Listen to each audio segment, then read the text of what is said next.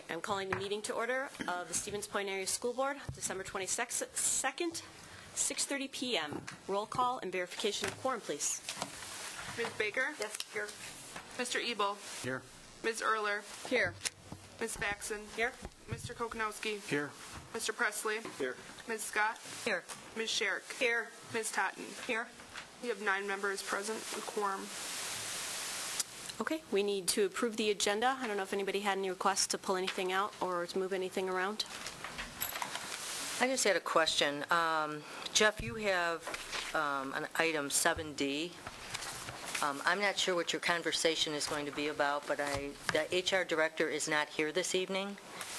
And I don't know if you contacted her before you put this on the agenda with specific information, or you're going to ask for specific information, but without the HR director here, I don't know what your intent is. Well, I think there was a response by the administration, so, I mean, it's covered. Okay. Anything else? All right, then I Move to approve.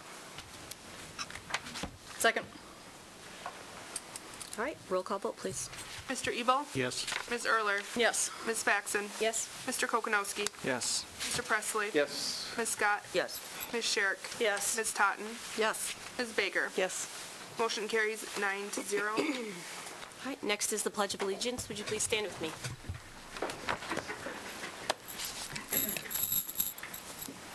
I pledge allegiance to the flag of the United States of America and to the republic for which it stands, one nation, under God, indivisible, with liberty and justice for all.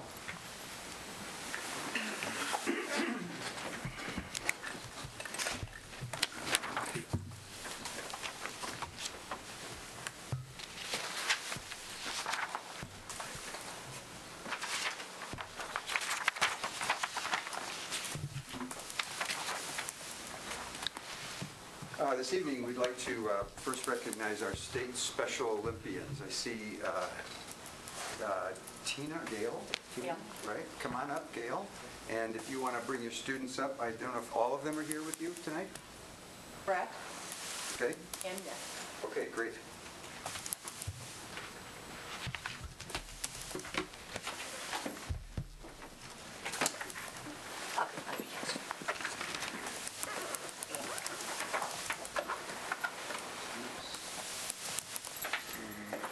Come on, right up here in the middle.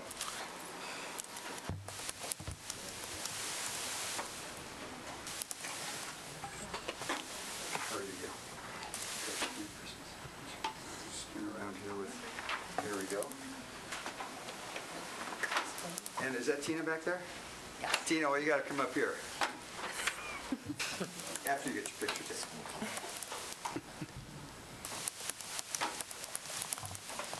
So this is Tina Laub, who is our Special Olympics coach and program coordinator, and Gail Hintz, who is a coach as well. So we're recognizing this evening state Special Olympics bowling tournament participants, and I think in some cases award winners. So I also have Cassie Mikowski, and Haley Marcel, and Gebhardt, Haley Hintz, in addition to Brett and Nick. Correct. Okay, so we've got a certificate.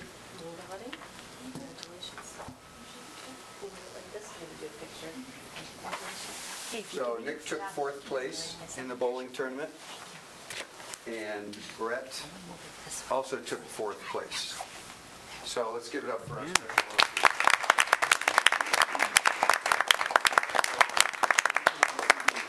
Photographs here. There we go.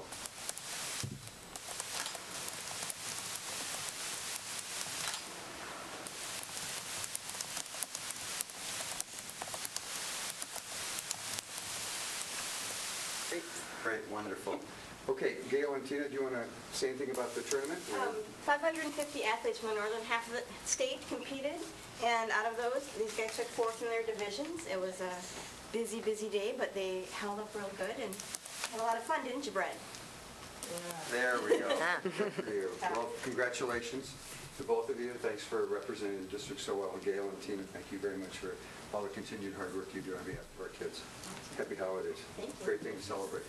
All right, so the board would like to meet you, so Go backwards on the- that's great, that's great. Okay, Brett, want to come around this way? So you follow me.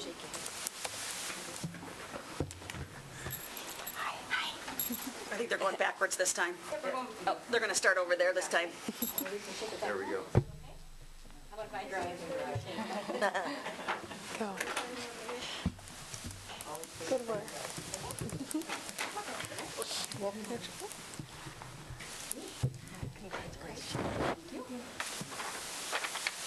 Congratulations. Yeah, for sure. Tina? Congratulations. You want to stand on this side over here?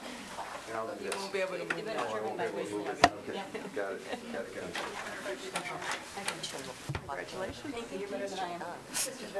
I was on a bowling team. I know what it's like to be a good bowler. Good deal. Unbelievable. Thank you. Brett, good to see you again. How are you doing? Thank you. Good. Ms. Daly over here, I'd like to shake your hand as well. Thank you for your effort. There you go, buddy. You turn it the other way. Okay. Hey, congratulations. Good job. Good job. Way to go. Congratulations. I love bowling. Not very good at it, though. Congratulations. And Miss Scott is at the end there. Congratulations. You have to give me some bowling tips, okay? The first 5, good job, you guys. Good job. are perfect. Good job. Good job. Thank you very much. Congratulations.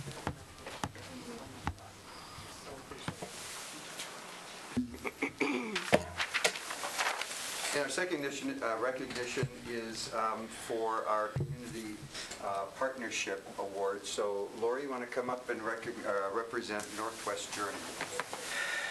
And thank you, Lori.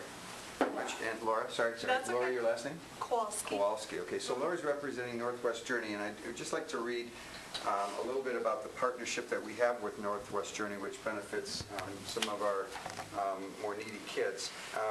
The partnership that we have with them is with the Bridges program, and in April of 2012, the district and the Northwest Counseling and Guidance Clinic, Northwest Journey, began a partnership to serve special ed kids with emotional behavioral disabilities. The first year of implementation served our K-6 population, and we had great success with that. In April of 2013, the district proposed an extension of that partnership to include grades 7 and 8, and the board approved it, and we've had great success with kids as well.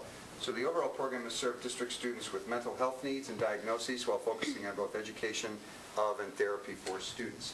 Students served in the Bridges program since the partnership began are 7 during the first year of 12-13, 9 during the second year, and 12 so far this year, and there are additional 5 students currently in the referral process for this year. And if that happens, that means 17 kids, which almost doubles the number the year before. And some people would say, well, that's maybe not such a good thing, but actually it's a very good thing, because that means that we're identifying kids who need the help and services, and we're able to have a partnership and providing this. So I'm going to have Angel Paxton, as president of the board, read and give you that. Yep. This Community Service Recognition Award is presented to Northwest Journey in recognition of the significant and profound contributions to the district, for advancing the education of all its students, and for helping us fulfill our mission, prepare each student to be successful. With deep, heartfelt thanks and gratitude. Thank you.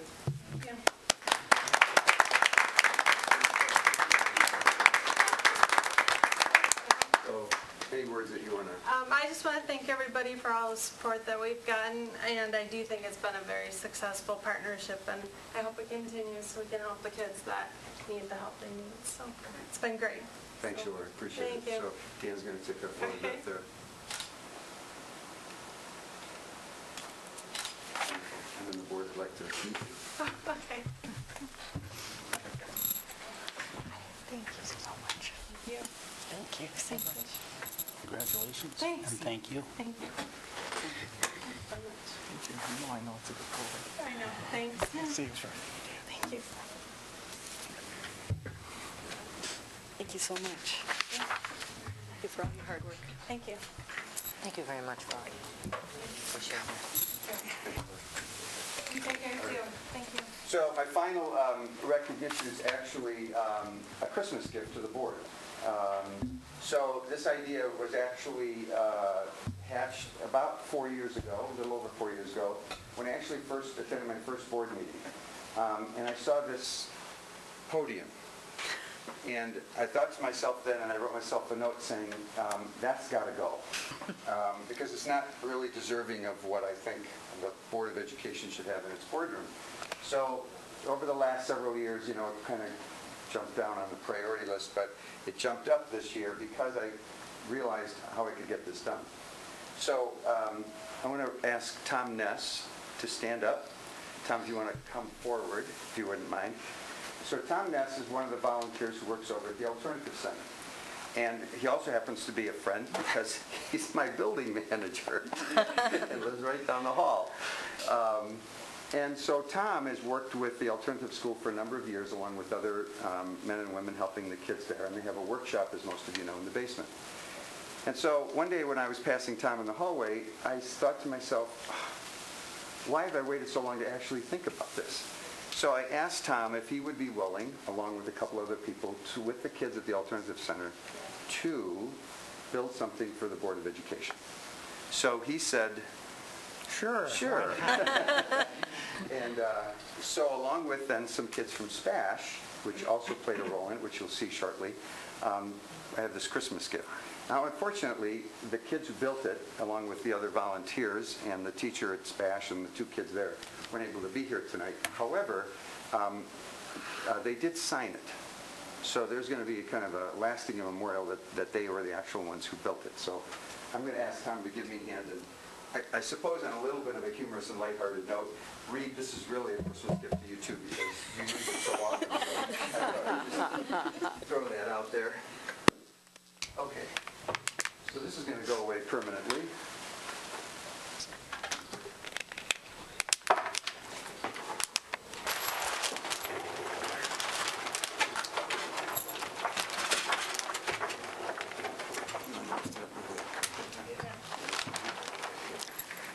Lift this one over the carpet. Bless you. So normally we ask people who receive gifts to open them. So, Angel, you might want to come up here and unwrap the gift. And this is going to find another home pretty quick. You want me to take pictures?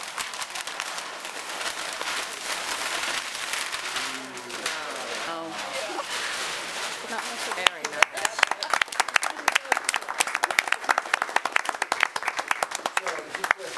Thank you. Oh, you're welcome. You're welcome. So, just a couple things. So I'm sure that somebody's going to ask, well, how did you pay for this? Legitimate question. I get asked that all the time. No, I did not use my credit card. It's a little bit of humor. You got to laugh about this stuff. No.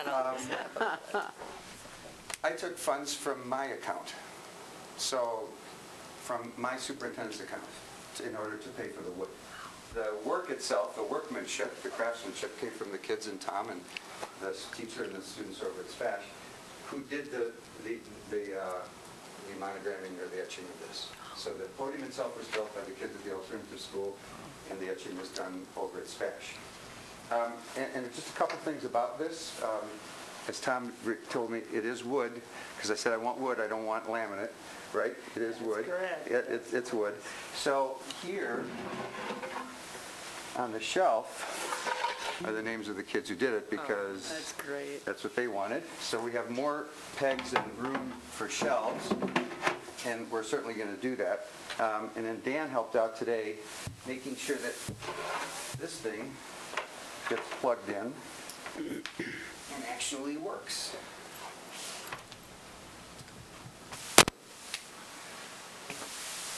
Thank you, Dan. Yeah. So one of the other things is that this thing comes in and out. There's a little bubble here. And you might know that most podiums either have a microphone in the center of the right hand. The reason that we put it on the left was because I've observed people standing up here, and the right-hand microphone actually gets in the way. So they can put stuff here, and that way they don't have to mess with the microphone. So Merry Christmas to all of you from the kids at the Alternative School and Tom, so we should give them a round of applause. I want to get a picture of each of the board members behind the podium? I think they do a pretty good job of getting those. So we're Yeah, going to I scoot just this wonder- over and occupy its new place of prominence.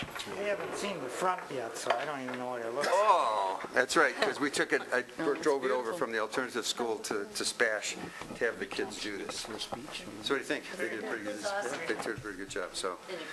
Anyway, so there you go, and enjoy. Next time, Very appreciate you nice. coming tonight. Thank you. Thank you. Thanks so much. That's lovely. Nice job. It's beautiful. And I get to touch it because it's really Pet it. very nice. The wood is nice. So, For that, If it's this is- absolutely beautiful. you're welcome. Well, thank you. Some donations, if I can read those, Yes. and then they'll be done. Boston School Forest received a donation of $200 from the Washington School PTO to support the school forest programs. The district received a donation of $500 from ExxonMobil Education Alliance Program to be used for the maintenance and support in the areas of math or science. The district also received a donation of the book Simply Right for each of our elementary school libraries from the Wisconsin American Institute of Architects, Wright meaning as in Frank Lloyd Wright, the architect. And the district also received an additional donation of 2 Haas simulators valued at $3,598 each from Alan and Deb Martin to be used in the Spash Machine Tool Program. And these are relatively recent donations, these last 2, which is a remarkable thing because they are going to take our program at Spash to the next level in terms of machine tools. And we're just very, very appreciative, the Martins in particular, for their very, very generous contributions. So thank you to all of them for supporting our kids in the district. Yes, thank you very much. Next on our agenda is public comments. And Albert, you get to be the very first at the new podium. You're going to pass? All right. Judy.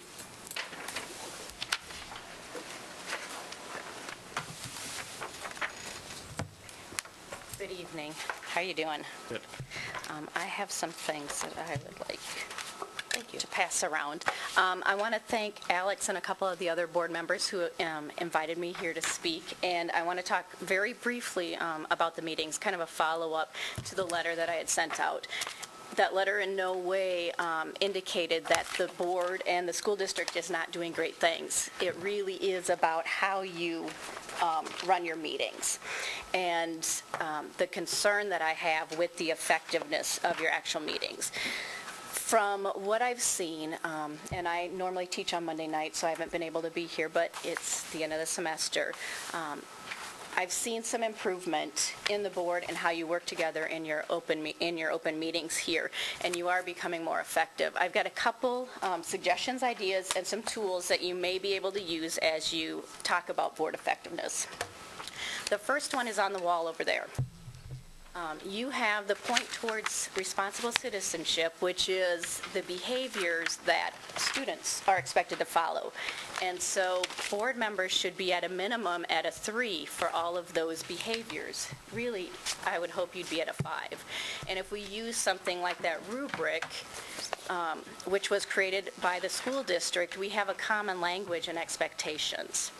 Now, that being said, I found out talking with Dave Lockett that the district also created Point Towards Responsible Leadership, which fed into the rubric. And so that's the first thing that you have in your packet is the responsible leadership criteria measurements from the school district itself. So I thought that may be helpful for you to review, and it feeds into that responsible citizenship.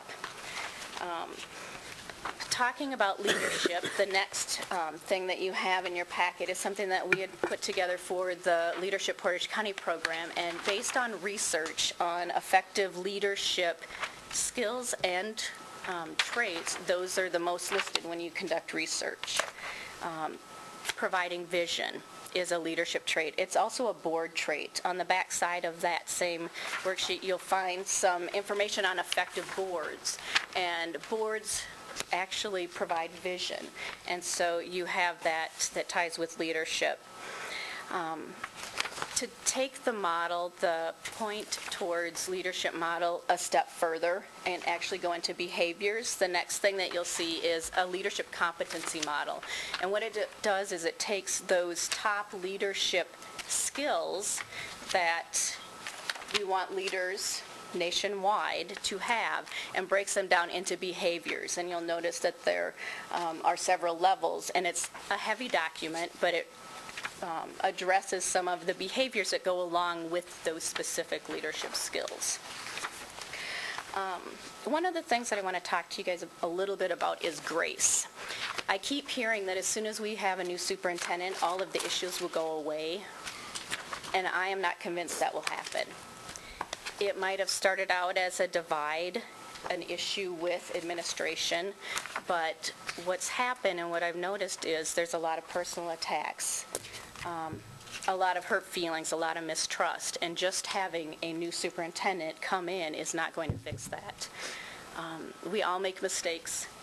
Mistakes are learning experiences, and you need to offer each other some grace. Without that, you're not going to move forward. It doesn't matter who's going to be sitting in that chair, if you have somebody there or not. If you don't have a way to get past all of the things that have happened in the last couple of years, you're not going to be effective. You can't work as a team. A little bit about the superintendent. I really feel very strongly that the board needs to have a superintendent, and I know you're in the process of doing a search. I'm hoping that we can actually find somebody before Dr. Wenninger leaves.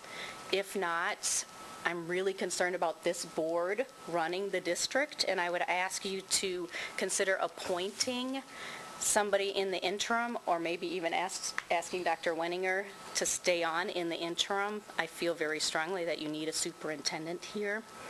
And the last thing, you as a board have the possibility to impact big changes, positive changes, not only to be effective here, but utilizing the skills and talents of all of your members. One of the things that I've noticed in meetings, Lisa's very passionate about the policies. I don't understand why she's not on the policy committee. When I asked a couple people, they said it was because the timing didn't work with her schedule. Think about changing meeting dates and times, if need be, to feed into the talents and skills of the people that you have on the board to be more effective. There are a couple other things in there. There's a board governance checklist. Again, these are tools and things that I use when I teach my classes. I thought maybe they would help you. That's all I have. Thanks. Thank you, Judy. Thanks, Judy. Meg Erler.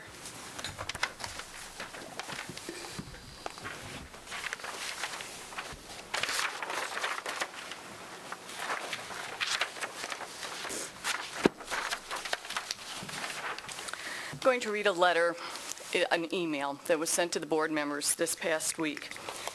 In that email, I did inform them that I would be doing this tonight because I wanted them to be aware of that. Dear all, I write to inform you of my personal frustration that last night's long-scheduled negotiation session was unable to effectively proceed due to the unilateral actions of a board member. By requesting that the issue of teacher contracts and back pay be placed on Monday's board agenda and requesting administration to provide its position and an explanation, the board member prematurely elevated a matter that should have been first fully addressed at the negotiating table to a matter before the full board.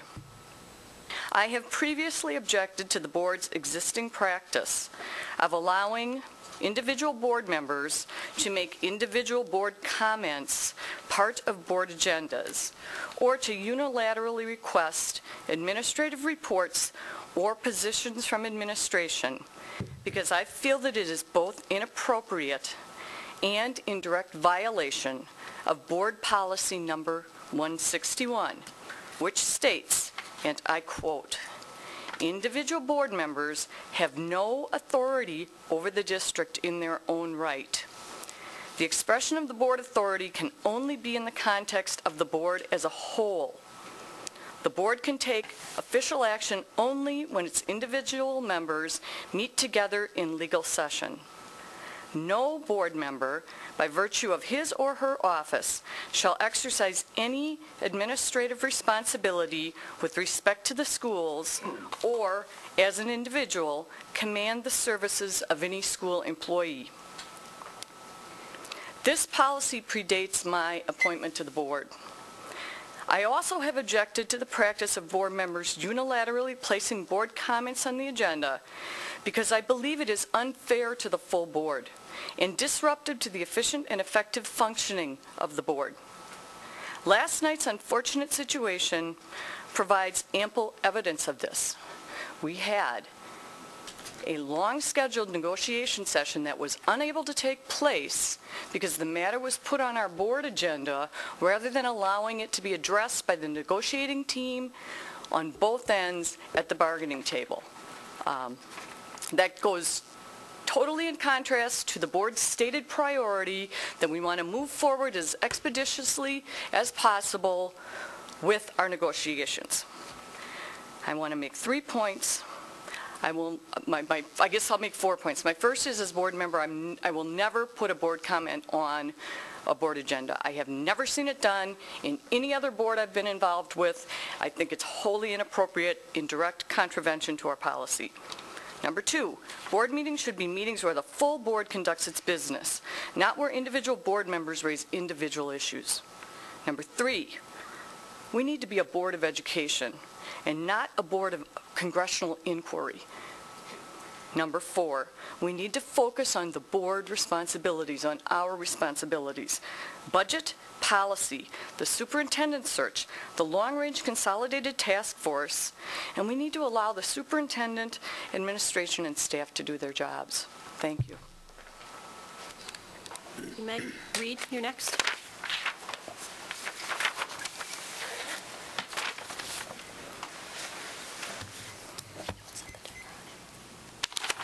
I want to commend the alternative school students for the admirable job they've done on this lectern. I feel privileged to be the third speaker to use it. Thank you. Once again, when this board is given the opportunity to rid this school district of an obfuscating devices superintendent, a majority on this board, whom are enabling cowards, took what they likely hoped was their best bad hand and voted, as usual, after a closed session, not to accept my request that the board do an independent investigation into whether the superintendent was telling the truth regarding his version of the events the evening of the October 13th board meeting. As usual, the only 2 courageous board members voted yes. 5 cowards voted no. Angel, But point of isn't- order. Reed? Point of order. No. Would you Our policy- anyone else spoke I'm all they sorry. wanted tonight. Would you quit Sorry. interrupting No, me? you're not going to call people cowards. That is not appropriate. It is not okay. Listen, It is not would you appropriate. quit? Hang on. I've got a thing here that people, I've heard other people say much worse tonight than what I'm saying. Okay, Reed, So just let me finish I will my let you report. finish. Please don't name call. How's that for a... There were people tonight Limit. mentioning people by name, which is a violation that you didn't call them on. So just let me finish, please. As usual, the only 2 courageous board members voted yes. 5 cowards voted no. But isn't the public due an explanation how one board member justified abstaining and another recused? Their excuses certainly can't be a conflict, as how could they then defend themselves for participating in the entire closed session? Then again, it's obvious that in this school district, rules only apply to employees and public, not the administration and school board. If you and your attorney believe you have cleverly dodged the bullet, guess again. Perhaps some administrators and school board members believe me so eager as to immediately pursue what you are attempting to make as difficult and expensive as possible, a defamation of my character lawsuit. Hardly. Instead, I've already begun pursuing the easiest, least expensive, and certain legal action against not only the superintendent, but a most deserving school board. Open meeting and public record violations that I'm certain are many. Not only do I want to assure this school board, but the public.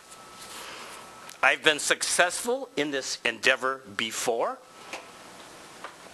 and I'm certain I'll be successful again. Thank you, Reed. All right, our next agenda item, we're on to number 7, student representative report from Emily. Thank you. Tomorrow, the music department is going to be holding their holiday concert during 5th and 6th hour, and Spash's finals will be held after winter break. The Spash Choir recently did a tour around the community and the elementary schools and did a fantastic job. On December 27th through the 29th, the Century Basketball Classic will be held. Student Senate National Honor Society have been volunteering for Salvation Army by ringing bells and then also collecting and delivering holiday baskets recently. And that was for Operation Bootstrap. After school starts back up on January 5th, the ACT prep class will begin for any juniors after school for preparation for the ACT. On Thursday, January 8th, Spash will have their senior meeting, 4th hour, and Jostens will be there to record gown measurements and prepare for graduation in the spring. Thank you. All right, WASB report. Meg. Nothing to report. Okay. Superintendent's report. There's a revision, a revised copy at your places. It was to include a request for information from Jeff and then the response. And I'd be glad to take any questions about the report.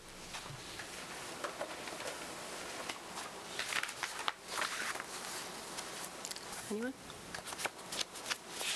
All right. Then we can move on to 7D.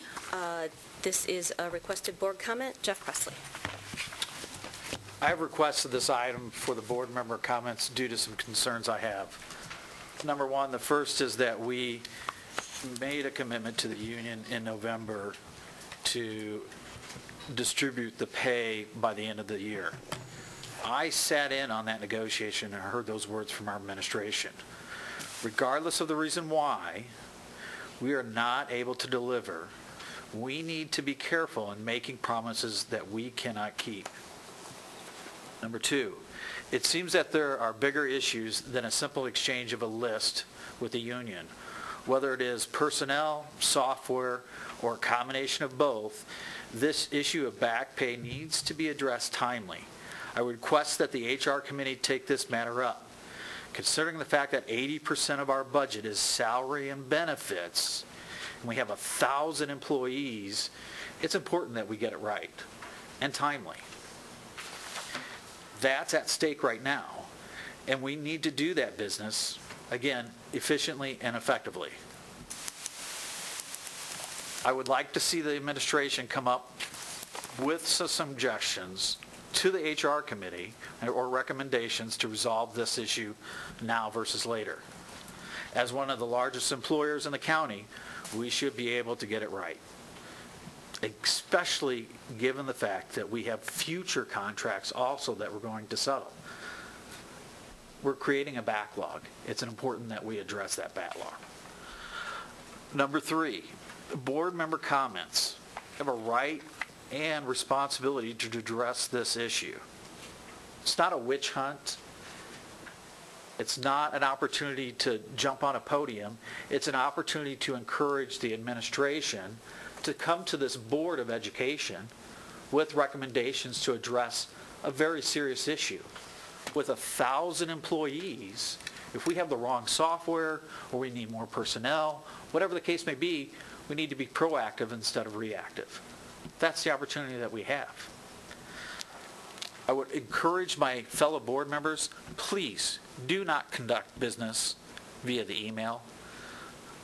Said it once, said it twice. I think this is probably the third time. We need to conduct it in the open. If you have concerns, call your fellow board member. Don't include the whole board. My last one is make sure you get the facts right before you throw somebody under the bus. Because simply put, I just wanted to bring this issue forward so that HR, chairperson, and the board knows maybe this is an issue that we need to make as a priority in the future. Appreciate you taking a couple minutes out of your time to listen. Thank you. Thank you. Can I ask him for clarification? Yes? Was the administration notified that you were bringing this to the board tonight? That was asked upon you before?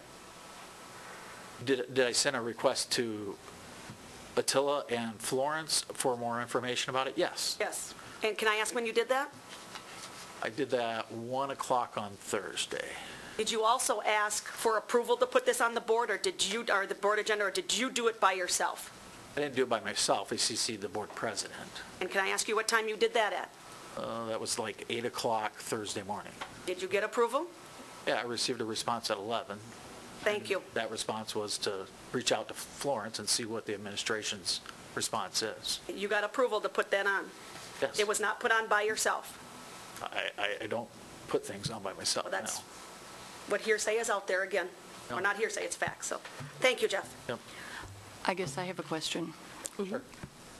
Prior to the time that you put this on, did you contact Florence to ask her for an explanation, to find out from her what administration had done, the amount of hours administration had already spent, the extensive amount of work that was required? Did you call her and ask her for information?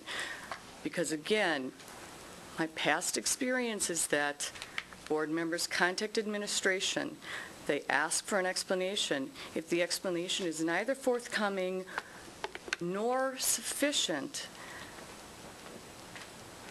but my question is, did you ever contact the administrator to hear her side of the story before you raised it to the board level? Well, while I can appreciate your ability to contact administrators directly, unfortunately, I don't get that opportunity.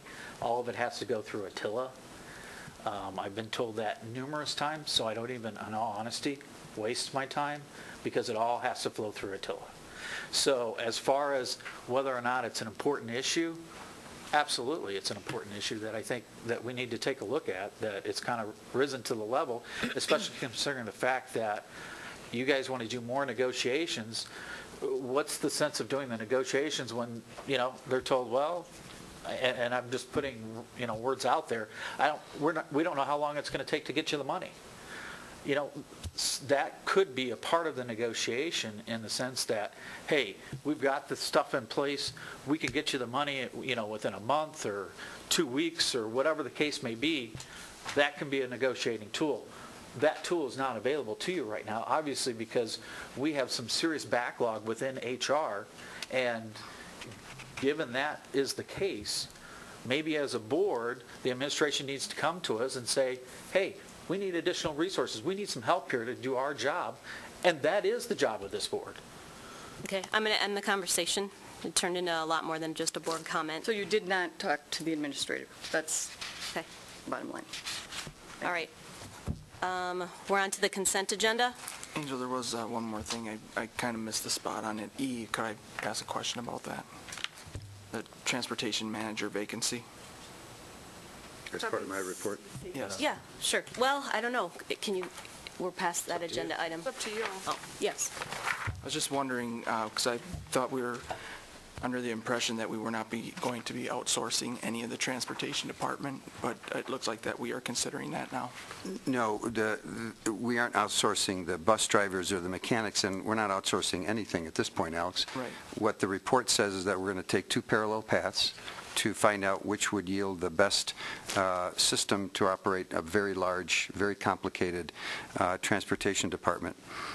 One is looking for a transportation manager, doing that regionally, somebody who has extensive experience in transportation and hopefully has some experience dealing with a district this large.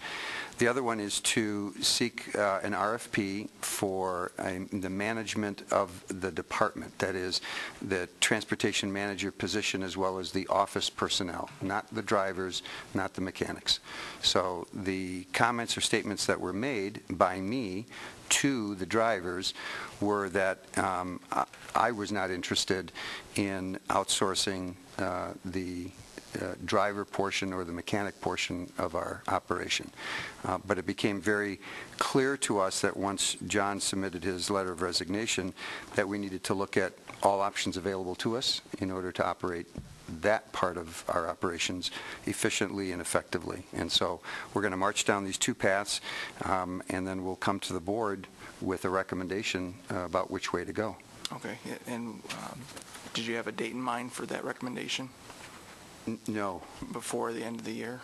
Well, clearly. It'll probably, and I'm not going to give you a specific date lest I be held to that, but either the week of January 5th or the 12th, we'll be sending out the RFP as well as posting the transportation manager position.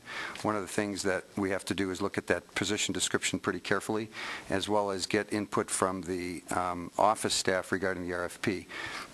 Tom, Don Keck, and I, and John Shepard met with the office people today and had a conversation about next steps and what they were going to look like. So my guess would be that it would be somewhere around the end of March, beginning of April, by the time both of those processes get concluded. It could be sooner, but I don't anticipate it would be much later than that.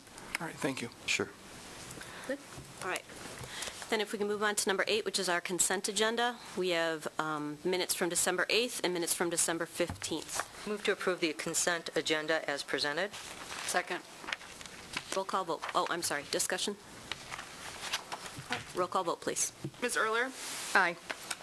Ms. Faxon? Yes. Mr. Kokonowski? Yes. Mr. Presley? Abstain. Ms. Scott? Yes. Ms. Sherrick? Yes. Ms. Totten? Yes. Ms. Baker? Yes. Mr. Ebel? Yes. Motion carries 8-0 with 1 abstention. Thank you. All right, we're on to number 9, and we're hopping down to 9E, which is recommendations for employments. I would move to approve the personnel recommendations as presented. Second. Okay. Any questions, comments? Roll call vote, please. Mr. Kokonowski? Yes. Mr. Presley? Yes. Ms. Scott? Yes. Ms. Sherrick? Yes. Ms. Totten? Yes. Ms. Baker? Yes. Mr. Ebel? Yes. Ms. Erler? Yes. Ms. Faxon? Yes. Motion carries 9-0. Yep. Can I just make a real quick follow-up? I just want to reach out to Mr. Devine. I've had one child that has already gone through SPASH under his leadership. I really appreciate the time and the effort that he puts into our children in the district, and he will be missed. Thank you. Agreed. Thank you for saying that. All right, we're on to policy, and we're going to go approve the 600 series, and it was being done as a chunk, is how our policy chairperson brought it to us. Meg, how would you like this handled? Why don't you give us an intro? Well, I'll just, the general comment that I will make is that the vast majority of changes were changes to reflect changes in title of personnel within the business office. So the changes are not substantive. The one substantive change had to do with the changes in how teachers are able to be paid, whether they're paid over the course of 9 months or a year. And so that's the one policy that had some substantive changes. The policy committee reviewed them and I believe forwarded them to the board for approval without substantive change. So I guess I would be asking the board to approve these as forwarded to us by Tom Owens and Superintendent Wenninger, and passed on through the Policy and Legislative Committee. So I will move to approve, I guess, and The entire 600 the entire 600 series. I'll second that. Okay. I did not receive any comments or questions from board members, although I know Lisa at the last meeting had some issues she wanted to bring up, or questions she wanted to bring up. And I was going to do it, but then because it wasn't going to committee, it made no sense to do it, you know. So, do you want me to just Sure. If you have questions, this is the Yep. time.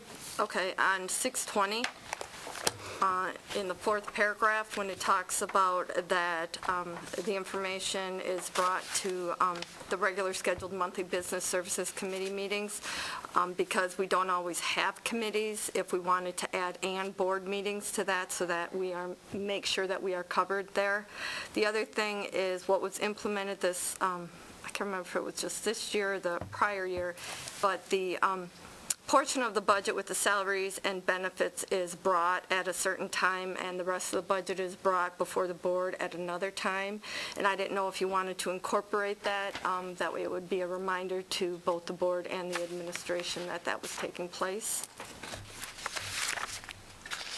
Again, I would note from a board perspective, policies should be, I don't want to say general, but the more specific you get, the more you're in a situation where if a future board chooses to change that internal kind of practice, then you wind up having to revise the policy. So that would be why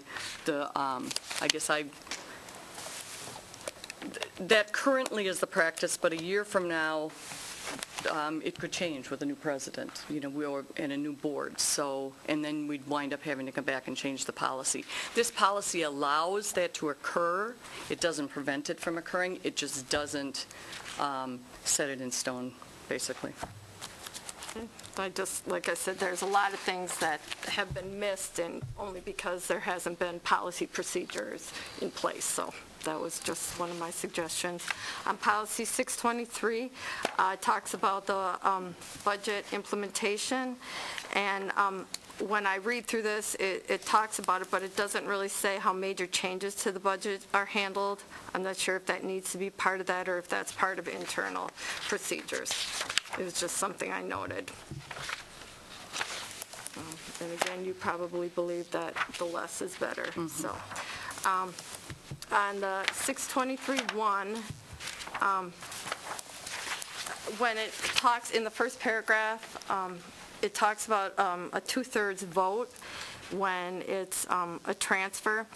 Do you think we need to differentiate between the transfers referred to here and the transfers that are done on a daily basis? Because I don't want someone to come back and look at this policy and say, well, we did this transfer, was that approved by 2/3? Because we have a binder, 6 inches deep of transfers. So do we want to denote there that is not necessary for all transfers? I don't know. I believe that's what the first sentence says.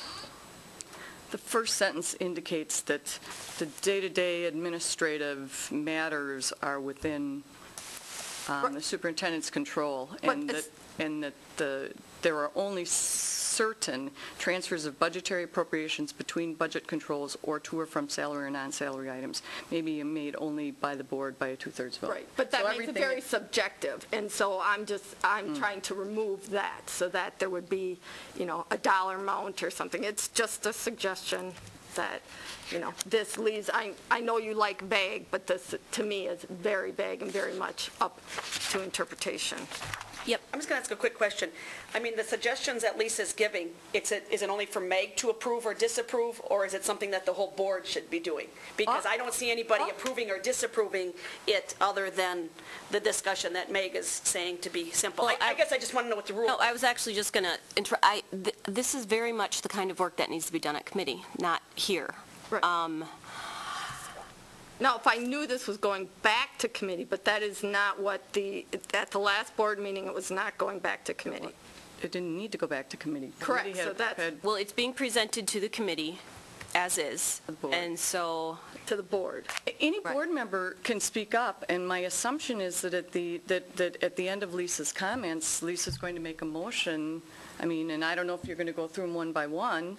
I guess that would be up to the call of the chair if you want Lisa to go back and, as she's making these requests, have her put them in a formal motion. And any other board member that might have a suggestion. Actually, I want a better solution, and I'm very interested in what the board has to say. One of the things I thought, being on the policy committee, is that we brought them to the board. Lisa, you had some, you said on a lot of them, but it didn't go to committee. Correct. How did you email or share those concerns or those questions before this meeting? Because it's been 2 weeks now, and you've been looking at them, and you had information then. And I'm just asking, because this is exactly what happened at the last board meeting. Okay, can I answer the question Yes. then? Okay. I said I would send them to Meg, and that was when it was going back to committee, but then it was decided at the end that it wasn't going to committee. Right. So if it's going back to committee, then by all means, I can put this in an email format and make those comments. I don't have a problem with that. But to just do them when they're not going anywhere was pointless, Chris. Okay, but I guess because they were coming here, and now we're going over them again. Can I just throw something out there? If someone has a suggestion of change, okay, so that we can get through them all, make the suggestion, and like Kim said, let's say yes, no, whatever, and then move on to the next one. Consensus. Do we want to change it? Do we want to keep it the same? And then move on. Well, while I agree with you, that's what the work of the committee is. That's not something, I mean, I've had virtually everyone here say to me, can we please not do this at the board level? Right. So we either need to take a vote on the 600 series, and the situation is Lisa has every right to make comments. This was at the committee level. There were no comments that were submitted to the committee. So the committee reviewed these policies in full and made a recommendation to the board. That was at the last meeting. And we indicated that it wasn't going back to policy because the committee had already reviewed them. And there had been the opportunity for that, and that it was coming forward to board. Right, and now there's a motion and a second, and as a result, board members have a right to ask questions or make suggestions. So, can I just offer something? You know, we went through every line of this at the committee, and the changes are just titles. That's like from assistant superintendent to business director. That's right there. That one from assistant superintendent to business director is probably 75% of the changes that are in here. I mean, we didn't even need to do this. And I look at this, and the vast majority, the last time that these were changed, the vast majority of them were changed in 1997, and they were reviewed in 2004. So they haven't been changed in 15 years. They've been reviewed in 10 years, and all we did were just change titles. There's a motion on the table to approve the whole 600 series. I think we ought to just approve them, and then if some board member wants to go back and rework these, it really should be done at the committee with a lot of input at the committee. But just like you can't make certain meetings, and we seem to accommodate certain people, and if we can't make it to ones, there's no accommodation. I can't make it to Tuesday nights. I've said it over and over. However, if something has not been changed in 15 years, why is there not a time for change? Just because you went in there and changed a few words, some people might think that there is a time for word changing, adding a paragraph or removing a paragraph. So just by going in what you think is just changing a word, maybe the life or the 15 years has made a difference that we make a change in a paragraph or add something, because maybe our policy of how the transfers have been done have changed in the last 15 years, which wasn't done then, or wasn't done in 2004, and now it has changed, if you get what I'm saying. I mean, if you make it where everybody can be a time to go to these meetings, and it would be our choice not to go, I will not send an email. If I have an update, I will not send an email. I will not do business via email. I've said that over and over. I will bring it to the board and ask the board to approve it or not. okay. Can I just make one other comment? Sure. The committee is not the only group that went through these policies. The administration went through these policies. If there weren't major changes, I mean, we had them go through it and say, do we need to make any major changes? They're running the department. I think if anything major had changed, they would have put that forward. So I would like the motion to, we have a motion and second, and I'd like to vote on it. Alex had his hand raised. What is the probability of changing the date of that meeting? As Judy suggested, as we've a little bit discussed in the past as well, maybe halfway through the year, we could look at all the committees and adjust times that is accommodating to everyone, including the members from the public who are part of the committees on those seats, that maybe there is a schedule that can work for everyone if we look at it together. We kind of hashed it out at length and ended up doing nothing because it is printed on the district calendar, the calendar that was handed out to the kids at the beginning of the year, and there are a lot of people who go by that, and that can't be redone, which was, I agree, we were going to, at the half mark, decide how it was going, but because it was printed that way in the calendar, this was, what, a couple months ago, we kind of, because Tricia brought it up, switching things around too, we just agreed as a board that it's not fair to the public to move things right now. May I offer a solution? Yes? This is going to occur every single month, that if there are board members that can't make committee meetings, and in the case of policies, then we're going to run into this situation every single month. So, and I understand your objection, Kim, to not using email. However, when I get requests for information from board members, I print them in the superintendent's report so that the entire public sees them, along with the response. So if there were, and all board members get all packets, correct? Am I right about that? They get all the committee packets? Yes. Okay. So when the policy and legislation committee packets are distributed, if board members who could not make the meeting on Tuesdays for the PLC, if board members were to send those via email to the entire board, and to, in this case, the superintendent, because he's the administrative liaison, to Amy, and to my assistant, because she assists with the board policies, and then we were to print those and have them available at the committee meeting, and then make that part of the minutes, that would be making things public and would give the committee enough time, actually at the committee meeting, to take a look at those suggestions and then to consider them. Because the issue here is one of timing. It's if the committee can get the information before it meets, it can consider those at the meeting, and we don't have to do the, bring it back. Well, but we did, and Lisa had at one of the meetings, one of the first meetings that I was chair, this issue arose, and I asked Lisa if she would be willing to submit her changes in writing for the policies for the committee meeting. And what she did was she provided me with a copy of those policies with her handwritten requests for change on all of the policies. Then we at the Legislative and Policy Committee said, Lisa had a comment about this, Lisa had a question about that, etc.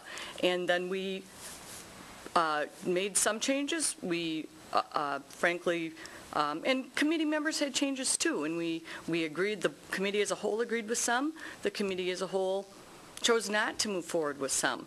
But I think ultimately we're always going to wind up here with board members potentially having questions about what is in the policies, because even if those comments are submitted to Legislative and Policy, if Legislative and Policy chooses not to add that or take that from that policy, board members are still going to have the opportunity, as they should at the full board, to request that the board consider making those changes, even though the committee chose not to.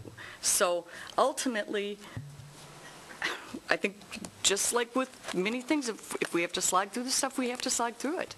Because if a board member has, I guess I don't know, frankly, any efficient way, because I do believe that even if Lisa was on the Policy and Legislative Committee and her suggestions weren't taken there, or my suggestions weren't taken there, or Chris's weren't taken there, they as board members we would still have the right at the board meeting to bring these matters before the full board. Now, we're, of course, we're moving back into these committees, we're figuring out how they work, we're figuring out how we can be efficient and effective at them. I think we're doing a better job, but I think, this is an area that Lisa indicated she had some comments, and I think we should walk through them, and, if we want to, with each comment, do a yay or nay, up or down, and then approve the whole group. Okay. I would agree. Because and this is not a criticism, but just living the history of how we got away from having committees. This is the slope. This is a slippery slope, back and forth from board to committee, board to committee. They have a role, and I think we all just want to have our voice in what's said here. And right now, I think we should just look at them, yay or nay, and move forward so we can get the policies approved. As I said, we're going to have there are varying differences of opinion with respect to policies. I've said from the beginning, I tend to be someone who likes to have them as broad as possible to allow for what occurs, because with policies, you don't want to have to be changing them every year. When changes occur, you want to have the process, you want to have the policy. Lisa tends to want more specificity. And that's kind of the yin and the yang of it. So we as a board have to decide how we want it. All right. Go ahead. Okay, so then my question is, do we want to go back and do a yes? Okay. Okay, on policy 620, paragraph 4, I would like to include at the end of the fourth paragraph when it says a monthly business services committee meetings and board meetings.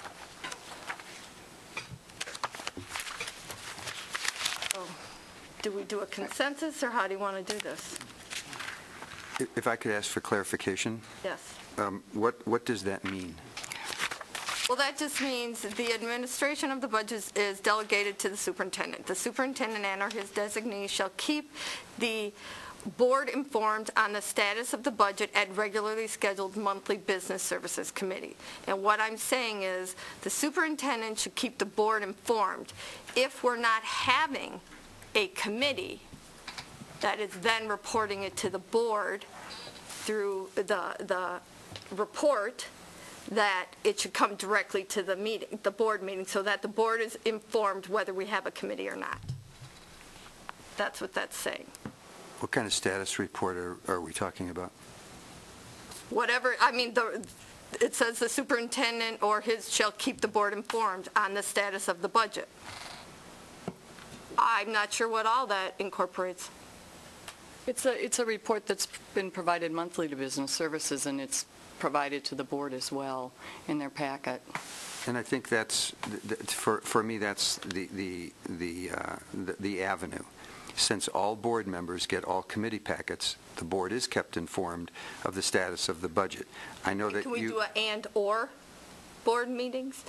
Sure, but I want to make sure I understand what you were initially saying, because I may have misunderstood, Lisa. You were asking that if the business committee does not meet, then that status report would be made at the board that month. Is that what you're saying? Or do you want it done on a regular basis? Just if we don't have a committee that it goes through. If the committees are dissolved. Yes. Oh. If the committees are dissolved and we don't have committees anymore, then it needs to come to the board. That's what I believe she's saying. Yes, because if the board is to be kept informed and we don't have a committee, if we don't have committees, I'm just saying, then just bring it directly. I understand. Thank you. Okay, Jeff and I talked about this just for a second. Are there any of these policies that you don't have changes on?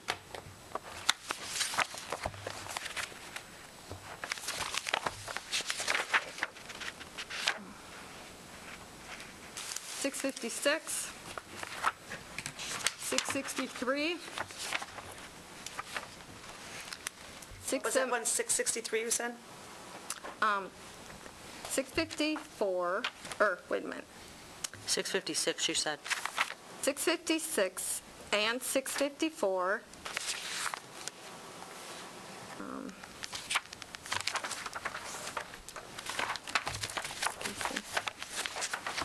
672.2, 672.3, 681, 682.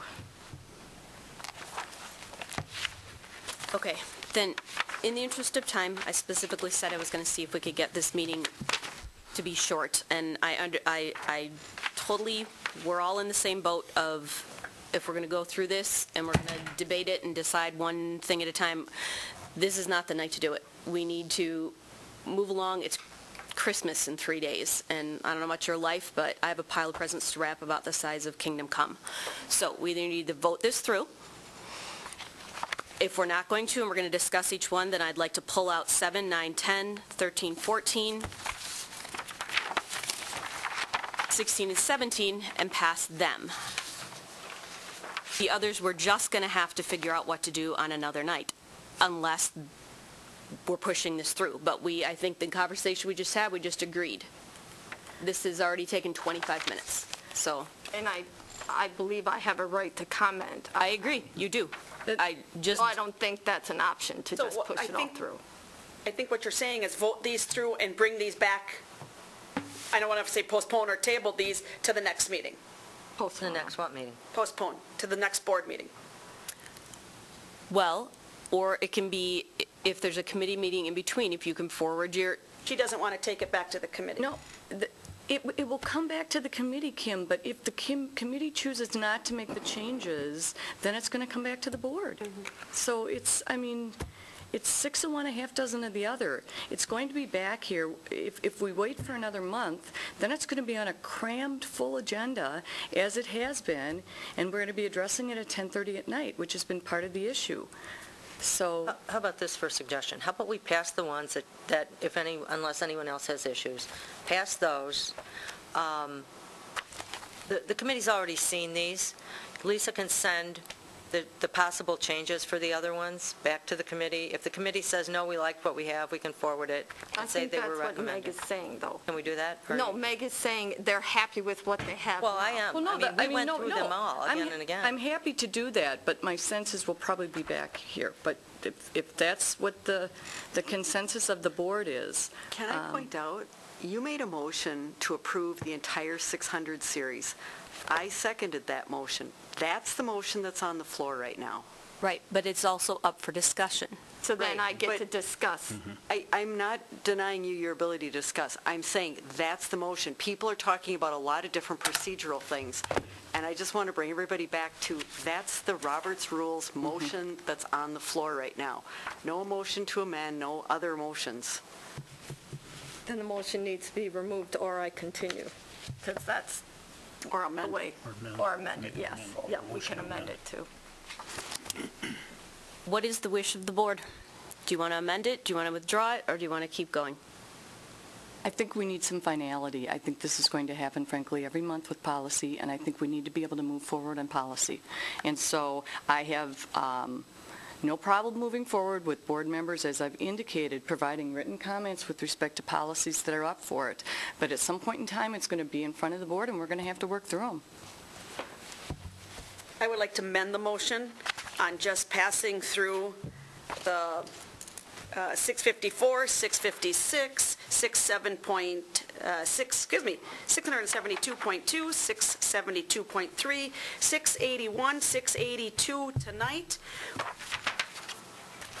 And either just, okay, that's my motion, sorry, to amend. I'm sorry, can you just say that again? I'm going to go 7, 9, 13, 14, 16, and 17. Okay, just a second. 7. Did I miss any? 9. Okay. 7, 9, what? Go to 6, do 6. Okay, so which ones, Lisa? I maybe circled them wrong. I said 654, 656. 630. Oh, no, I'm sorry. I have the wrong one. You're right. You're right. Okay, so 654, 656, 672.2, 672.3. 663. Okay. Okay, so 663, 672.2, 672.3, Yes. 681, and 682. Correct. That's my amended motion, is to vote on those and bring the other ones back. it to board if that's where it needs to be. Send it back. Is there a second? Second. All right, we need to vote on the amendment. The amendment is to put those through and bring the others back. Roll call vote, please. Ms. Sherrick? Can I just ask for a point of clarification? Are you saying 7, 9, 10, 14, 16, 17? 7, tho- 9, 10. 10, 7, 9, 10? Yep. 13, 14, And that 16. those are all you're fine with all of those? Is that what you're saying? So you just want to discuss 1, 2, 3, 4, 5, 6, 8, 11, 12, 15, 18, and 19? Okay, thank you. Ms. Sherrick? Yes. Ms. Totten? Yes. Ms. Baker? No. Mr. Ebel? Yes. Ms. Erler? No. Ms. Faxon? Yes. Mr. Kokonowski? Yes. Mr. Presley? Yes. Ms. Scott? No. Motion carries 6 to 3. Amendment carries 6 to 3. Okay, now we have a full motion. We need to pass the motion as amended. Because that was just to amend, so. Ms. Totten? Yes. Ms. Baker? This is to pass those as they are, correct? Yes, just those, The ones that were Yes. amended. just the ones. Mr. Ebel? Yes. Ms. Erler? Yes. Ms. Faxon? Yes? Mr. Kokonowski? Yes. Mr. Presley? Yes. Ms. Scott? Yes. Ms. Sherrick? Yes. Motion carries 9 to 0. So as Chair of Legislation and Policy, I want direction from this board as to what you want, if anything, the committee to do with these policies that are still remaining,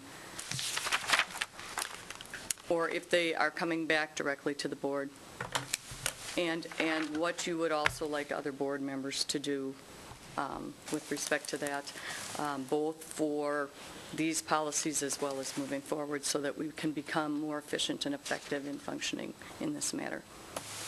Is that something we can discuss as far as our agenda? You as a our board change can, of- you can take a direction, yes, with respect to these policies, you bet. She's asking for direction, which we can provide.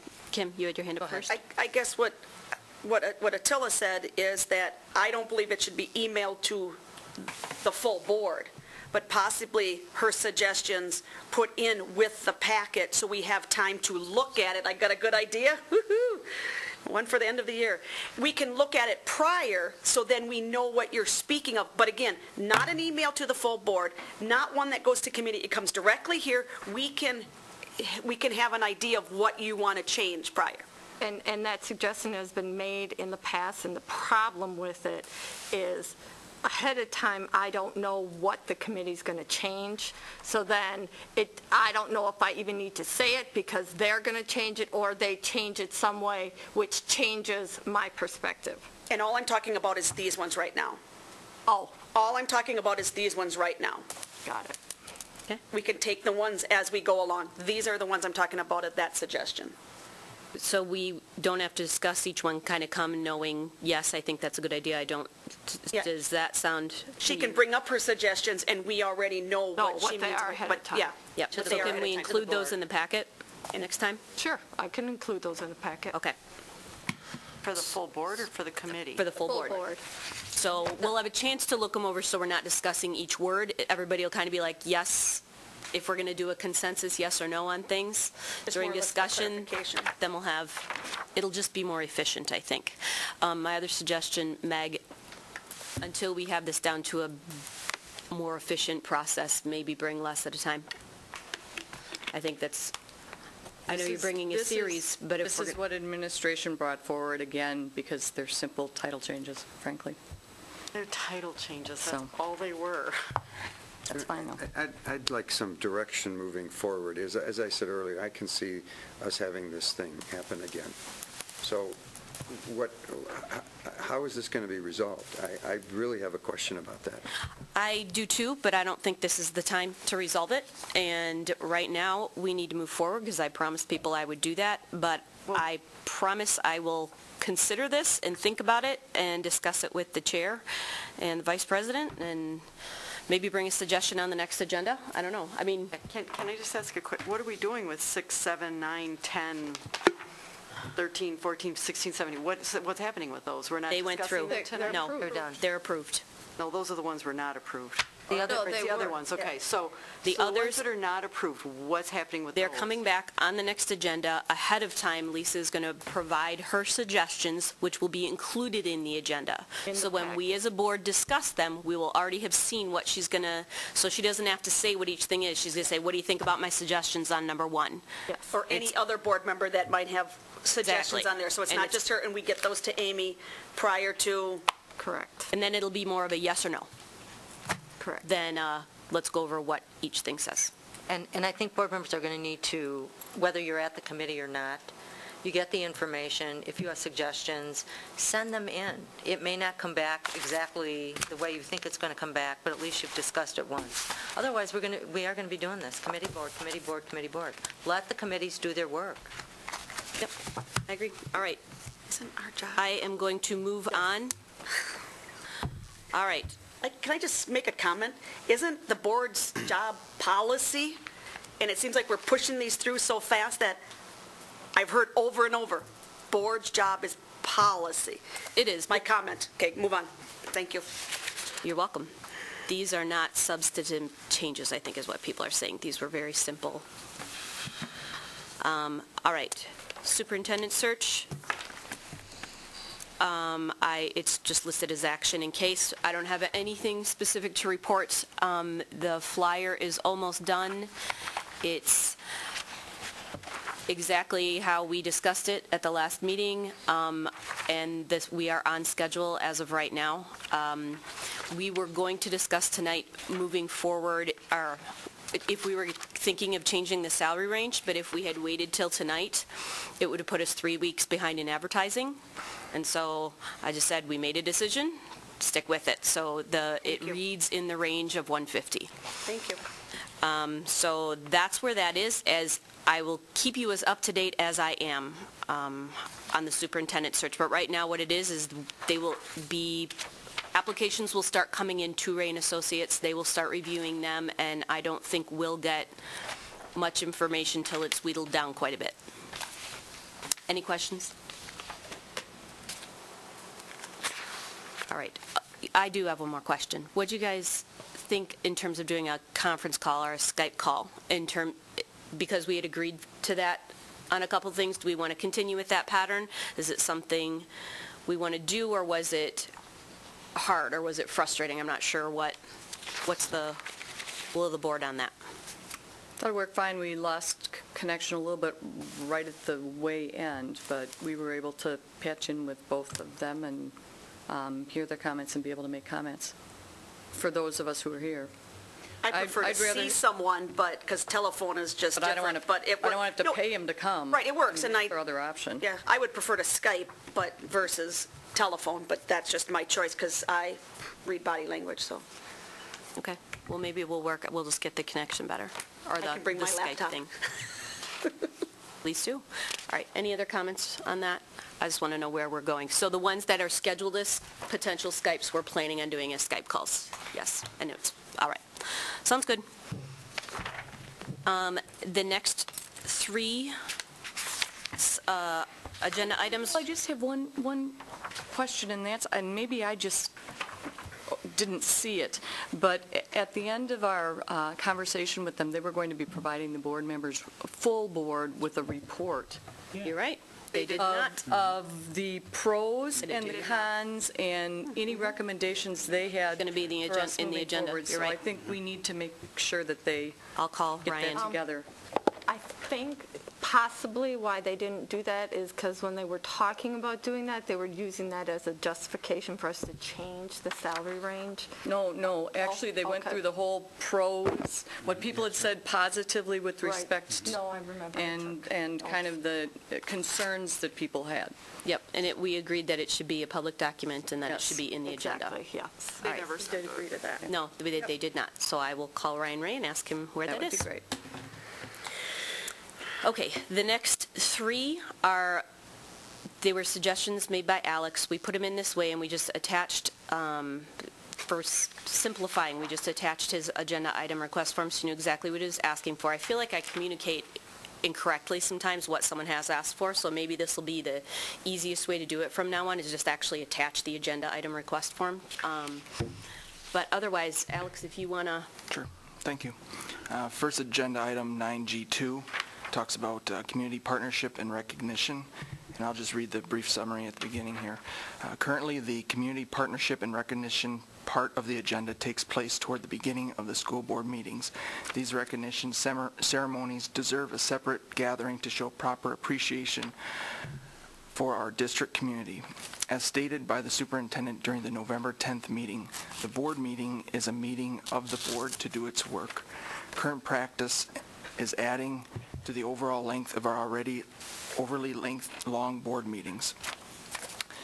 I would just like the board to consider possibly taking that part of our meetings out and creating a time, maybe once a month, maybe every other month, where we have a larger gathering where we can show the proper appreciation, have a larger audience involved instead of all these shorter, smaller recognition ceremonies. What Amy's printing off right now, I think Attila and Sarah went through and timed and wrote down what the time is for the last year, I think, of what the recognition timing has been, so she's just printing everybody a copy of it. So we can have a, but otherwise it's a discussion Alex wanted to have. I know it's been brought up before. Like tonight it was roughly 15 minutes. So, and I think the last time we had one during a meeting, it was almost a half hour, if I remember correctly, but I could be wrong. There was a play in it, so that was, I right, think, but that could be a part of that as well. So I went to look further. I actually looked. Amy's got it. Oh, she does. Okay, She's just good. printing it up, yeah. We look back a year.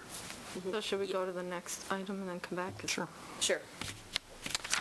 Agenda item 9.3G, presentation time lengths. I'd like the board to consider discussing setting time limits to length of presentation and redundancy of presentations that are given at both the committee and board meetings. For instance, if we hear a presentation that is 20 minutes at a committee and we approve and send that forward to the board, do we need to, or have it available to the public again, that same exact presentation that is 20 minutes in length, where we also have these presentations usually in our agenda packet to review, and the community has that available to them as well. Plus, they also have the availability to attend those committee meetings to hear the original presentation as it was first given. Can you give an example of, that hasn't happened in the Business Services Committee, but maybe it has in others. But Sure. The one that comes to mind that I think was most recent was the librarian presentation. We had that at the educational, and it's pretty much the same thing at the board meeting. And after that happened, I spoke to the administration and that, and we're going to bring things forward. We will never do that again. We'll never have that type of thing happen again. But what happens is sometimes you have to bring some of that in if there are a lot of questions, but not necessarily the duplication of the presentation. So Sure. We'll decide at the committee level whether does the committee need to see this or just get a shorter version, and does the board need to see the whole presentation. So that'll be like determined between the administration and the chairs of the committee and that. So Okay. I think that's kind of been, I agree. I think that's been taken care of, though. Okay, and not to limit the amount of information that the board can receive, but do we want to try to, when we're having people consider making a presentation, understand that we would like them to keep it within a certain parameter time frame? Lisa? Recently, what I've noticed is a number of administrators are giving us the full information in the packet and then just coming to the podium to answer questions. I find that to be very efficient. That way, the public has all the information, I have all the information, I can read through it, and it goes very fast. So I think the board needs complete information, not just a rundown version of it, a shorter version. But that being said, I don't need even a small presentation. I think lately what some of the administration has been doing has been wonderful.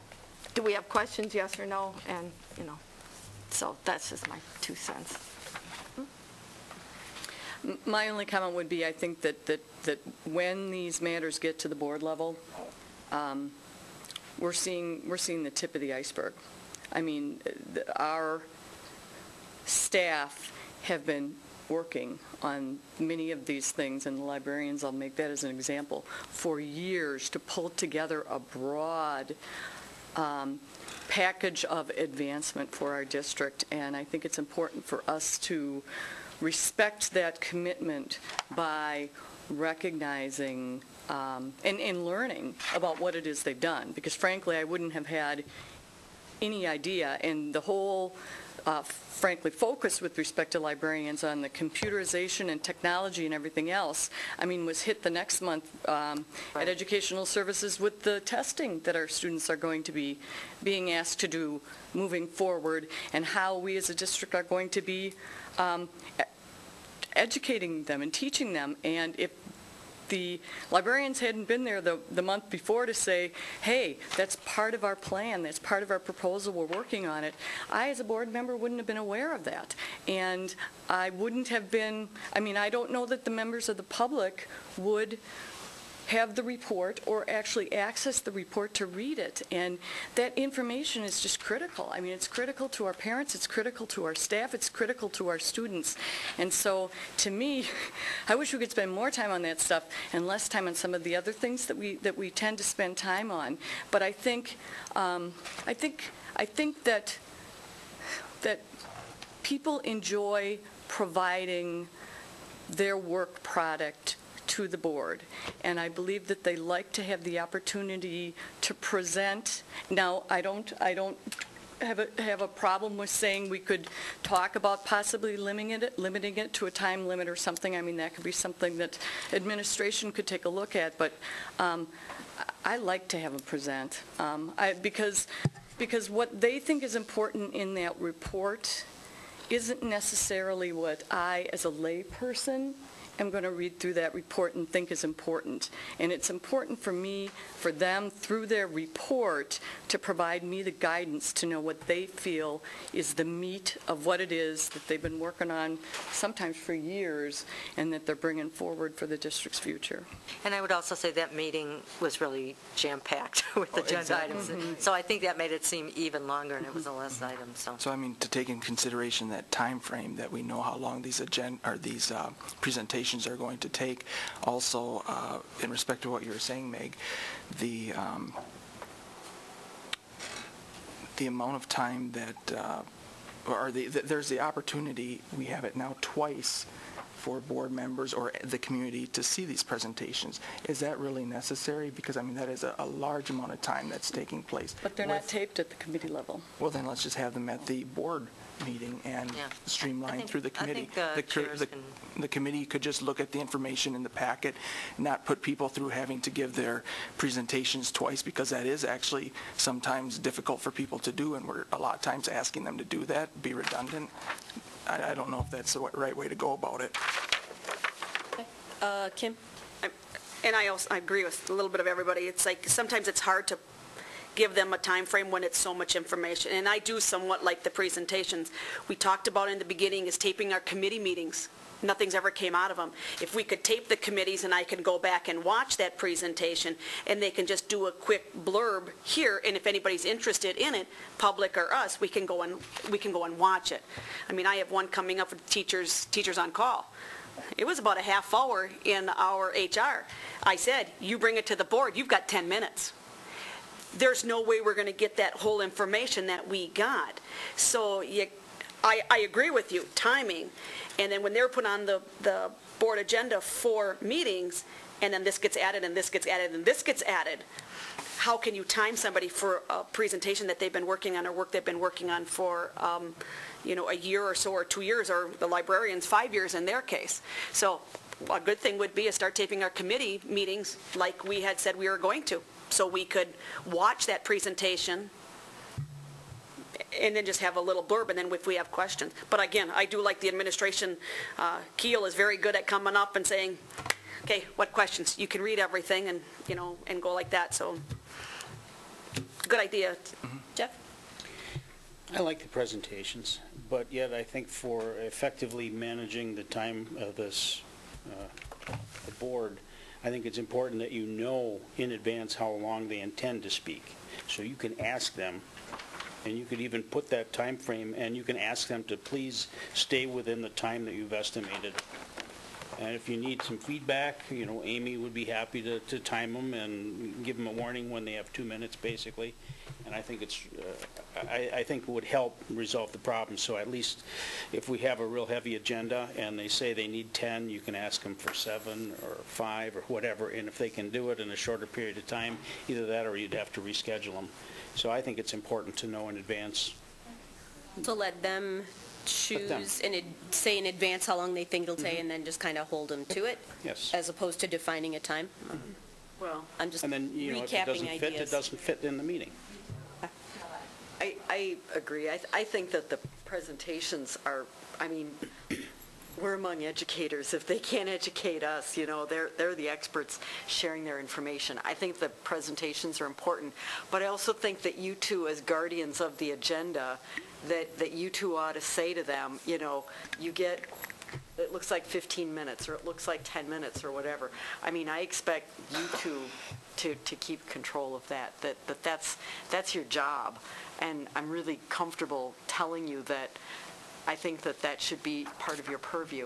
I'll just give an example. When we had the attorneys come and make presentations, if I remember right, we said as a board, they each get 10 minutes or 12 minutes or whatever it was, and we stuck to that, and it worked out very well. But I quite frankly think that the presentations are really critical. I think like Meg said, they're putting years of information. The experts are giving years of information to us. We need to honor that. That's part of our job. Chris, can we go back to, are we done discussing this one? Can we go back to the I think we're still, Are we still talking about it? not to put a burden on either of you, that if we would just right now, tonight, set a time that you guys always know, that you'll let people be aware of how much time they have, and they can always request more time, just so that the public generally knows. That wasn't the consensus I got. The consensus I got was let us know how much time they think they need. And then let's work around it. Then. Is it an action item? Well, no one's, it's an action item, but nobody's made a motion. It's not an action item. Yes, it is. Yeah, it It is. says review and discuss. No, it's... Yeah, look on the agenda. It says, No, It's review and... On the agenda, though, it says... agenda, it says We put them action. all as action in case there was They're a all motion. action. If I could just make a suggestion. The board policy says that the president, vice president, superintendent are the ones who set the agenda. The agenda items, for the most part, are brought forward by the administration because it's work that the district needs to put in front of the board to get done. The presentations that teachers in particular give, they're very excited to give those presentations. They really want the board to see what it is that they've been doing. It is fair to limit that because you have a meeting to operate and the meetings tend to go long. But the function of the length of the agenda, or the length of the meetings, excuse me, is not the length of the agenda. It's not the length of the agenda at all. We just saw that we had board policies, and we didn't even get to any of them for 25 minutes. So it's not the length of them, it's what happens at the board meeting with them. We can certainly say to teachers, we could say to cabinet members, if there's a very important item coming before the board that needs to come before the board, continue to do the work that we've done in the past, which is to provide as much detail as possible in the written material, but then limit your presentations. And I can turn around and do that in a heartbeat. But to say that you should only be allowed X number of minutes, I think it doesn't take into account what that presentation is going to be about. And so Tricia's suggestion about letting the people who set the agenda make that decision is probably the best one. Because I can then say to Jeff and Angel, this is how much time I think we're going to need to make this presentation. And have that decision made at that moment, rather than setting a defined time period. All right. Does that feel settled? Okay. Then you have, in front of you, you have the time, so we're just going to step back to the previous agenda item.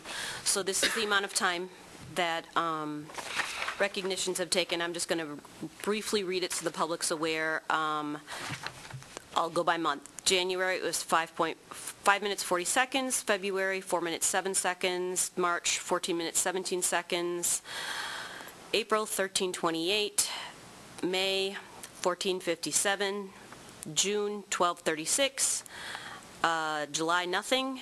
8. August, 3 minutes 9 seconds. September, 6 minutes 9 seconds. That's October. Sorry, October. November, 6 minutes 28 seconds, and December, 20 minutes 29 seconds, and that was the last time where we had the performance on bullying, which is why it was longer. So that was just since the public doesn't have this piece of information in front of them.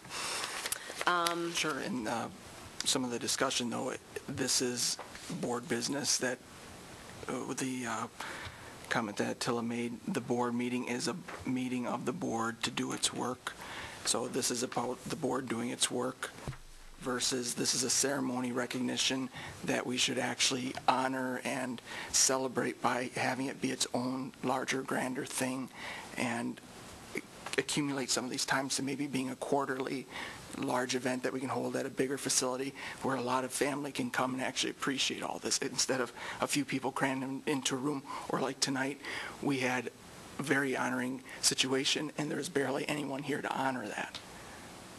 That's the kind of thing I want us to consider tonight so that we're doing justice to this ceremony and also giving the board the opportunity to do the board's work at the meeting. Okay, discussion? I think this is one of the greatest things we've done, is to have our students and our staff talk to each other, tell us what's going on. We're on camera, they can watch that. I have nothing against having a big celebration. I've always wanted a district picnic. I thought that would be really nice to get everyone in the district together and have that. But I think this, for me, Trish will love this. I think this is one of the most joyful moments, I love that word joyful, in our board meetings. And I think it sets the tone of why we're here, students and staff. It sets the tone for me. Policies are great. A lot of the work we discuss is great, but I think this, and I think the community does watch this. I know the staff appreciates it. I know that students appreciate it. And when I look at these times, when you look at some of the other things that we spend a lot of time on in discussion, I don't think this takes a lot of time, and I think it's worth a lot to me as a board member. So you're more the camp of continuing to do small little segments instead of one larger. I'm not saying instead, but I don't think we should try to take this away. I'm not saying to take it away. I'm saying to make it its own thing that stands out away from the board meeting that ends up looking messy most nights. I don't think this adds to making the board look messy. No, I'm saying to separate it from it so it does not. I like it. That's just my opinion. Anyone else? Kim? How were these times found out? Did she go back and watch all the tapes or listen to the tapes? And We watched the videos, and Okay. there's a counter at the bottom. Yep. I mean, just because sometimes if you've ever seen my papers, sometimes I make a note of how long they were because we were told it was only going to be about 10 minutes when it first started and it was first agreed on. And there is sometimes, which I'm going to have to go back and look, that I'm ranking 22 minutes from the time that you walk up and the time that you sit down with that. And I do believe sometimes it is, even though I enjoy it and seeing the kids come and the teachers being recognized, or staff members, I should say, I do enjoy that, okay? But it is very time-consuming. I would rather listen to some board members' questions or concerns versus doing that. Again, we're here for the children. Could we do it at committees? I've suggested this before. Could we do it in front of each committee? Granted, there's no public there. Very few. I mean, my last meeting, I guess, was the biggest one. There's no camera there. I know there's some parents and some children that like that. You know, we could take our own photos. I can't see Dan coming all the time, so we would have to figure out a system for it. I do like it. I do understand where you're coming from, Alex, is that everybody complains about these meetings being so long. Do you want to see the children, or do you want to get our business done? I don't have a suggestion either way. Any other? Alex, I really appreciate your quoting me directly and accurately, but it was really, that's really taken out of context. Okay, hang on. Well, I have a suggestion. You said that was disrespectful, so I'm going to leave it as it is. I'm new. Yes. I've enjoyed it. I think it focuses us on why we're here. I think it's very helpful. I miss it when we don't have a group here doing the Pledge of Allegiance. I think the lasting memory that it has for those kids and for their parents, because I've been on the other end, is invaluable, and it's well worth the time. So I like it the way it is. Anyone else? Yeah, I understand you're trying to help us move our meetings along. I understand that you've got the best at heart, but I have to tell you, our goal, prepare every student to be successful. Every time a student gets up here, you watch them. They're nervous, they're scared, but they come up here, they get a handshake, they come around and shake our hands. That child walks away pumped. That is one of the coolest things and the most confidence-building thing that child will go through that year, because this is a big deal. And I have to tell you, I love that connection. I love being a part of it. I think it's good for the child. I think it's wonderful for our district as far as PR, and I really, truly think that's a nice segue to your next topic that you want to bring up, because I really think we need to spend some serious time thinking about our image and thinking about how we connect with the community. This is one of the most positive things that we do. And honestly, if we have a 6-hour meeting, I am absolutely delighted to give up 15 minutes for this, for our presentations with our children and our students. And so don't even, as far as I'm thinking, don't even talk about taking that away, because I just think it's one of the... misunderstanding. It's not taking it away. It's making it stand out on its own, being a larger group presentation. We're saying they're getting pumped and excited. Think how much greater that would be when it's a nicer, larger audience. Everyone, comes in their attire appropriate to that type of setting. Okay. And it's not after, work when we're all tired and we're discussing, situations that are impacting our school district. I don't know what that other thing that you might be talking about, I don't know what it looks like. I'm just talking about what we do in front of each of our board meetings. It is a wonderful thing for our students. It's a wonderful thing to keep us connected. And I think that it's a wonderful thing for our image. So with regards to what we do each week, or each meeting, I think it's something we need to keep. And quite frankly, I think it's something we need to really cherish. Anyone else make a comment about this? I'm getting a consensus people want to keep it.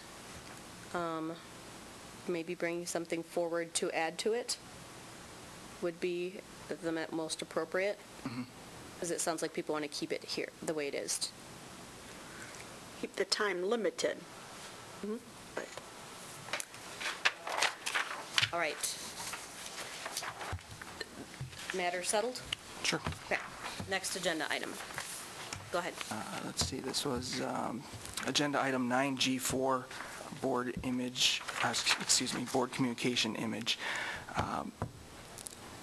I brought this one forward because a lot of times when we receive things as a board, either via email or people coming to the podium and addressing us about situations and topics, that kind of is all it is, and it dies right there. We don't really hash it out, talk about it amongst ourselves as a board, or communicate further about the issues.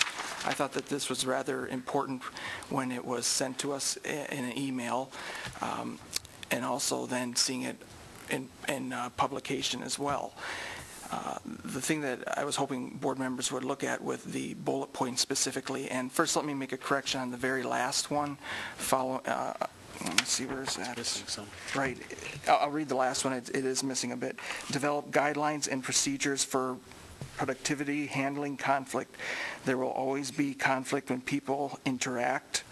It is how they deal with the conflict that is the true measure of leadership. And that little part was at the end what was missing. But I'll start by saying the things that I thought were really beneficial and helpful to me in here that allow me to look at the meetings and the way people interact a little bit differently. I like each board member, since it's obvious that there's things in here that can help them out, point out the thing that they thought was most helpful to them. In the middle section, recommend board members consider the following questions when interacting with each other. I thought that, what do I really want and why? How does this align with the needs of the school district? That why question, very important. Why do I want it? What do other people think of the reason why I want it? Right under that, why are other people saying or doing what they are? To help me make a good decision, if I can't understand why it's so important to someone else, then I'm not going to grasp everything that they're saying. And underneath that, when in conflict, ask yourself, when in conflict, ask yourself, why is this so important to me, and what do I really want? Also ask, why is it so important to the other person, and what do they really want? Those three all kind of link together. We should be asking ourselves that why question and being able to explain why. If you can't explain why, there's not a good reason to be talking about it. So I think during those times when we are in conflict, if we take that second and one person can address, why is it important to you? Or why do you see it this way? We need to understand that amongst each other. Did anyone else find any of these points beneficial?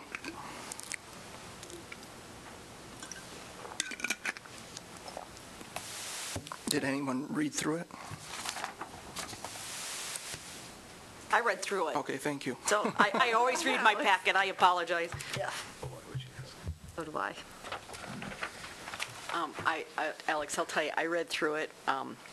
I read the letter to the editor multiple times, and I also have looked at this. I've actually seen some of this before, but the materials that Judy brought tonight I think were really good.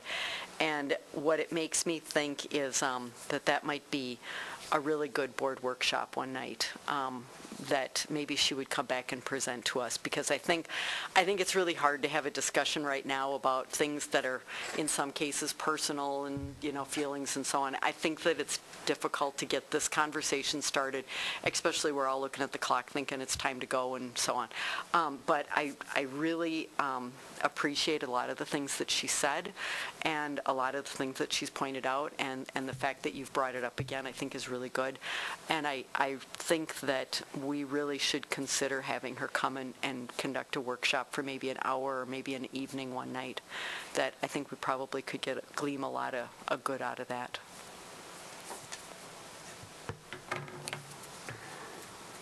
Chris? And I would agree with Trish. Judy's sitting out in the audience, and I'll bet anything she's made a few notes tonight about this meeting and some conversations. When you get in a pattern, it's easy to continue that pattern, but to have someone come in and give specific examples without really attacking, just saying, here's what I observed, and giving a person an ability to work together. I think we're all aware that how we present ourselves at these meetings, it's not only the board, but we represent the school district, and we represent the community. And I think if you think about that, and you think about us as part of a family, we can always do a little better, I think, than we've been doing. So I think a workshop would be great. All right, I've heard that word a couple times. Does everybody think some kind of workshop? Meeting on a non-board meeting night? Or on a fourth? Yeah. Yes? I think that might be helpful. I also think it might be helpful to reach out to WASB and see what resources they might have as well. Okay. I can do that. Any other comments? All right. Meetings, times, dates, and location, future agenda items are on here. Just think if there's anything I need to do or say. All right. Otherwise, we will be moving into closed session. 19.85, Parent 1, Parent C, considering the employment, promotion, compensation, or performance evaluation data of any public employee over which the governmental body has jurisdiction, specifically one principal. I need a motion to go into closed. So moved. Second. Okay, a roll call vote, please. Ms. Baker? Yes. Mr. Ebo? Yes. Ms. Erler? Yes. Ms. Paxton? Yes? Mr. Kokonowski? No. Mr. Presley? Yes. Ms. Scott? Yes. Ms. Sherrick? I'd prefer to do this in open session, but no, it can be done in closed. No. Ms. Totten? I would prefer to do this in open session, but no, it can be done in closed, no. Motion carries 6-3. We're in closed session as of 8:19 PM.